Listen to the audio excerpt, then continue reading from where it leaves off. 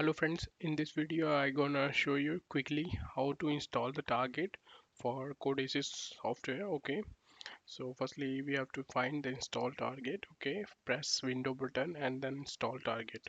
Okay, there you can see the directory which need to install and which is already installed. Okay, so here what we can see in the Mitsubishi, we do have these softwares. Okay, for now what I will do, I will remove this particular target for that PLC and also with this. Okay, and I will add it separately. Okay, so we need a CPU model so called 2210 and 2213A. So what we'll do, I will look for that target here, open. Okay, and I do have that target directly here. Okay, in the Nexgene. Okay, in Nexgene software I do have that targets. Okay, so for 13A I do have 15. Okay, I will install it first.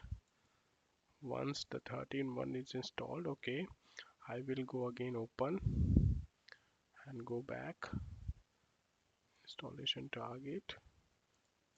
Okay, okay, and I will install for 2210. So here again installed.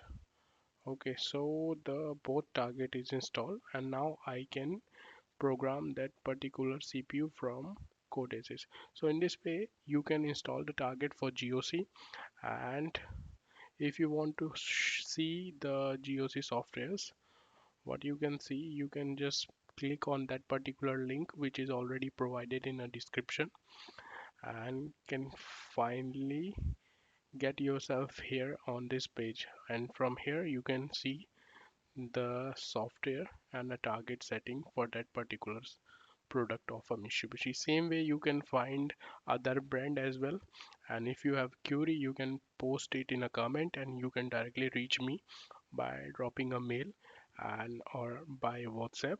So please friends, if you like this video, please like, share and subscribe. That's a very short video regarding installation of a target. Okay, thanks for watching and see you in the next video. Bye.